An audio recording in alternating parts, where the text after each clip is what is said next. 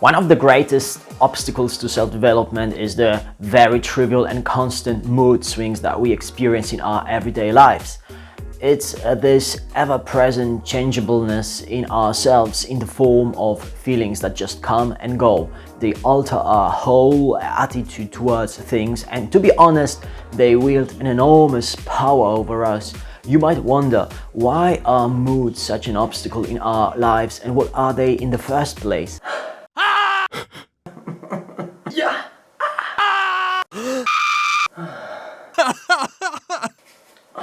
Moods are chiefly emotional temperaments. They can be intellectual too. For example, when we get lazy and our mind feels dim. But moods are almost entirely an emotional phenomenon. Everyone knows that. You wake up and feel energized and motivated, and in the next moment something at work happens and now you're stressed or angered. Or maybe you relax and zone out while a vague feeling of anxiety overcomes you and stays with you for quite a while. Moods are based on emotions. That's why they come in pairs of opposites: sadness, happiness, depression, elation. The moods swing in two directions like a pendulum. The more you swing in one direction, the more you'll swing back in the other direction as well. After a moment of deep anxiety or anger, there comes a moment of deep relief, of exaggerated cheerfulness. It's like sunshine and cloudy formation alternating in this eternal play of opposite states. One comes after the other. This is the nature of emotionality. Emotionality is a blind impulse that swings between repulsion and attraction, between biologically pleasing and displeasing states or poles. Elation leads to sadness, leads to elation, leads to sadness, etc. You can never be entirely free if you identify with your moods. The ideal is to reach the emotional equilibrium, a balance between the different states. The emotional equilibrium prevents you from being shaken by moods, and the goal is to grow beyond being affected by them. So how can you do that? How can you become independent of the eternal mood swings? First, it needs to be said that you cannot be free from experiencing moods. They are part of reality, so you will always have your good and bad days. In the same way as day and night come and go, the seasons of the year come and go. The change will come, I guarantee you that. However, you can decide how you want to react in response to your moods and emotions.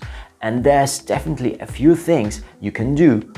First, your general attitude can help. See it this way. Depending on your personal worldview, either everything happens for no reason and nothing matters, in this way your moods also don't matter, or everything happens for a reason and in this way nothing can happen to you that is not deserved or not in your best interest. Think about that. Secondly, if you experience some kind of physical tension, for example extra fatigue or little sleep, that will definitely have an impact on your nerves, your nervous condition, and in this way influence your mood. You can easily control these physically induced moods by just giving your body the rest it needs and by keeping it healthy and nourished to prevent the undesired nervous reactions. It is not your task to strain yourself and do more than you are able to do. That is just a waste of time and energy that doesn't make you effective. Your duty is to do only as much as you can bear without overstraining yourself. The overstrained nerves or burnout states are absolutely wrong and should be regarded as such. That is simply common sense.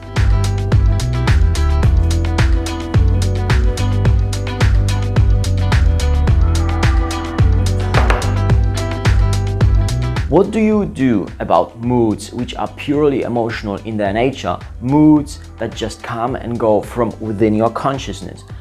They seem to emerge out of nowhere and disappear as quickly. It can be anything: joy, irritation, anger, depression, bad mood, whatever. What should you do when this happens? Well, you should not be overpowered or blinded by them, that's for sure. The real change comes with a change of your attitude, when you embrace the right mindset.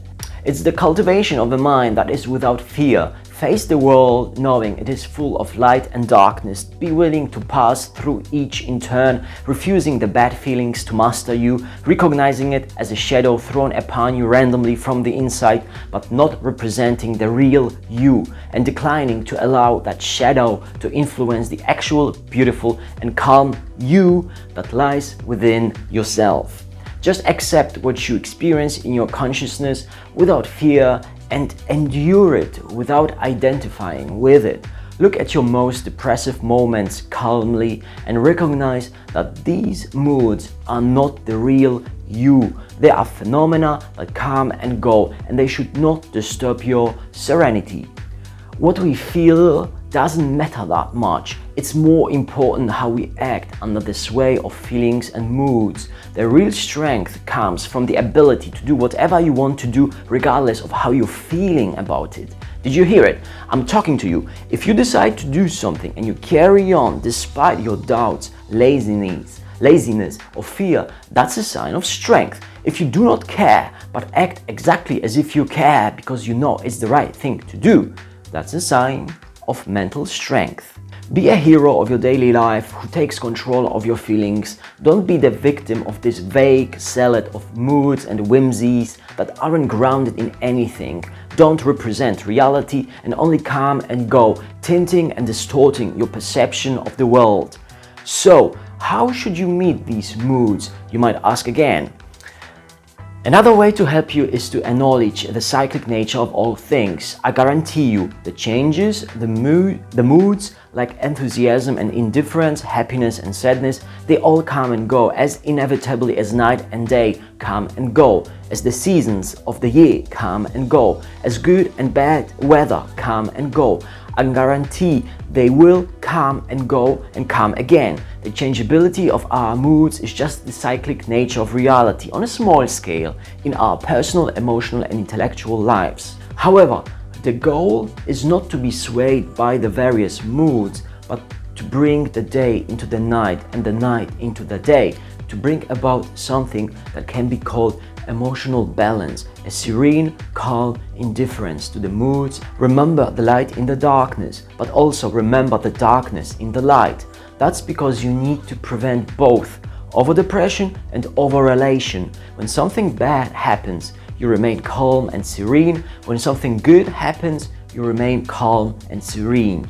Your goal is to be no longer affected or shaken by your moods. Don't confuse them with your real self. Your moods are not you. Step outside and be above those pairs of the opposites. The light and darkness don't disappear from your life, but it's you who now feels grounded and independent of the changes in your life. You have to look at your emotions as of what they are and not identify with them. You need to separate yourself from them and recognize them as a lower part of your emotional experience. A helpful psychological trick is to ask yourself, what lesson can I learn from that changing experience to help myself and others so that it becomes a win-win situation? I repeat, be the hero, not the victim. It's a choice you make. Choose wisely. Your real you is changeless and steady throughout your whole life. Your consciousness. Anything else that is changing in you is not you. It's just your experience. That thought itself should give you the peace of mind. Dwell on this or meditate on this a few minutes every day to gain that grounded and steady attitude, independent of your moods and those unreliable emotions that always make you doubt and fear everything. Train your mind, your intellect to think regularly about your steady and changeless self so that you make a habit out of it and your habitual thinking eventually becomes a part of your character. As someone wise had once noticed, as you think, so you are. I'm done for today. I hope you could learn a bit. Please remember to subscribe and drop me a like or comment. I'm happy to get in touch with you people. See you in the next one. Phew.